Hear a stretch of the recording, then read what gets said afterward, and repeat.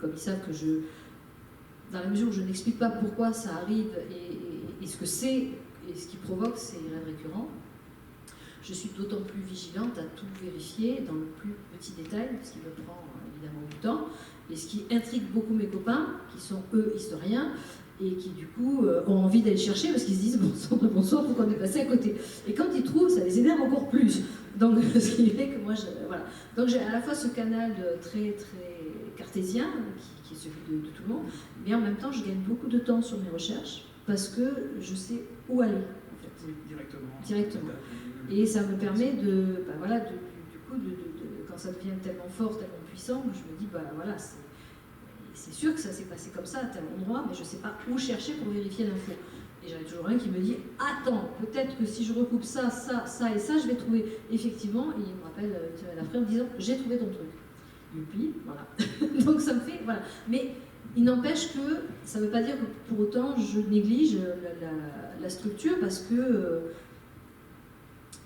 je suis encore plus, j'ai tellement de respect pour les universitaires que je suis encore plus vigilante à ne pas trahir tout ce travail-là, à ne pas trahir le travail d'historien et à ne pas faire de fautes et d'anachronisme et tout ça. Donc je suis encore plus, j'allais dire, encore plus pointue, vigilante et pointue. Voilà. Après, évidemment, je suis une romancière.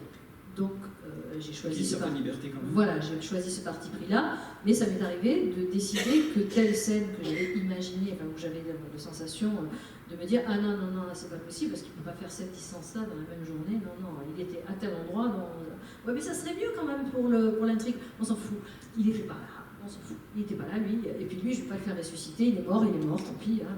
Par contre c'est vrai qu'il y en a des fois on aimerait bien les sauver. Et voilà, c'est un parti pris de respecter l'histoire à plus forte raison parce que justement j'ai ce sentiment d'avoir d'être une espèce de passeuse de mémoire tout en ne sachant pas vraiment ce que ça veut dire, quoi. Alors moi, justement à ce propos, je voudrais raconter une anecdote qui m'est arrivée.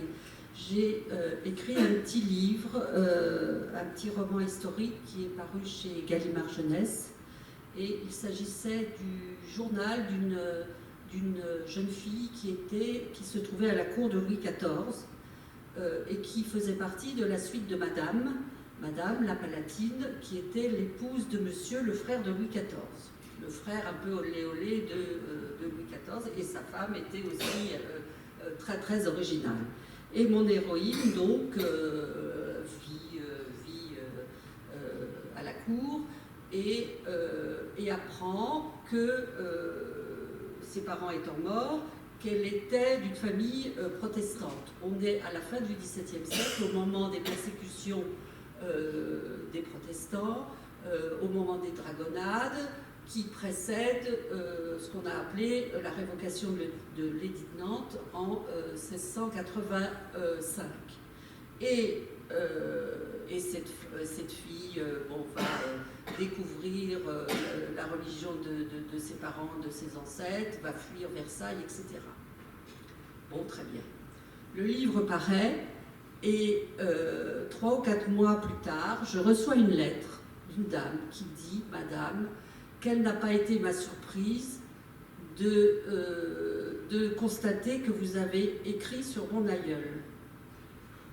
Mon aïeul est en effet Angélique de Barjac, c'est le nom que je lui avais donné. Je vous joins le pastel qui se trouve au-dessus de mon bureau, la photo du pastel qui se trouve au-dessus de mon bureau, car elle veille sur moi et c'est un aïeul qui est très présent dans notre famille, etc., qui a fait partie de la suite de Madame, qui a été protestante. Et donc, vous seriez peut-être, Madame, ma cousine. En fait, la personne que j'avais imaginée, donc un personnage de fiction, eh bien, a existé vraiment, et de façon un peu parallèle, enfin qui a existé.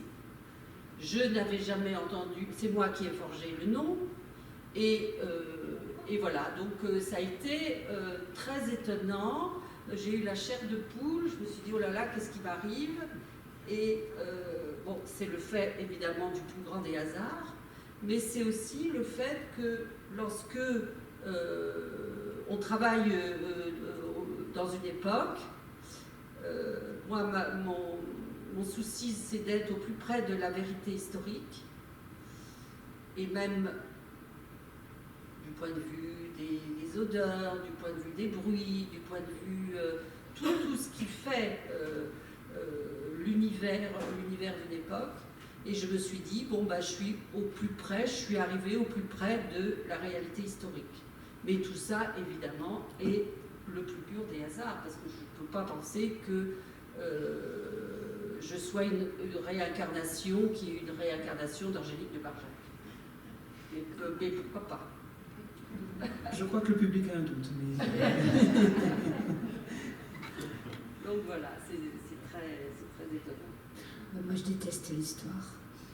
Enfin, j'ai longtemps détesté l'histoire. Mais détesté. Mais vraiment pas du tout aimé. Surtout la période médiévale. Et il se trouve que j'ai écrit 2 romans, un au XIIe et un au XIVe, mais c'était vraiment pas prévu. Vraiment, parce que je suis prof de lettres normalement au collège, donc quand j'ai fini par avoir mon CAPES, et je détestais la classe de 5e. Donc j'essayais de refiler les 5e aux autres, parce qu'en 5e, on fait Chrétien de Troyes. Et je détestais, en passant le CAPES, je détestais l'ancien français. Mais vraiment. Et l'histoire, j'ai détesté tous mes profs d'histoire. Je les ai trouvés pas intéressants. Et donc, il n'y en a aucun qui a réussi à me séduire, alors que je pense qu'il y a avoir des super profs d'histoire. Mais j'en ai pas eu, malheureusement. Donc en fait, mais pas du tout. C'était une catastrophe. C'était une catastrophe, l'histoire au collège, au lycée, c'était une catastrophe. J'ai découvert l'histoire en passant le bac, parce que j'étais virée du lycée pour absentéisme. Et donc, il me restait 3 mois pour passer le bac. Et pendant 3 mois, j'ai bossé comme une folle. Malheureusement, j'ai fait un bac scientifique, et malheureusement, j'ai commencé par l'histoire. Et alors, toute seule, là, j'ai aimé l'histoire. Mais j'ai bossé l'histoire pendant 2 mois sur les 3. Donc après, il fallait que je rattrape en physique, en maths, en tout. Et j'ai tellement aimé l'histoire que j'ai pas du tout travaillé la géo. Et donc en fait, quand j'ai passé le bac, il y avait à l'époque un sujet de géo, un sujet d'histoire. Bah, j'ai pas fait gaffe, j'ai fait 2 sujets d'histoire. J'ai même pas fait attention. Mais même pas, j'étais tellement contente de l'histoire et tout. Bon, et puis après, du coup, ça m'a tellement énervé que j'ai relâché l'histoire, redétesté l'histoire. Et alors, l'histoire m'est tombée dessus. Mais vraiment tombée dessus. J'ai pas fait exprès du tout. C'est-à-dire que j'avais prévu d'écrire un roman contemporain. Et en fait, j'ai écrit la vie d'une recluse au XIIe siècle. Et comment vous avez venu l'idée alors?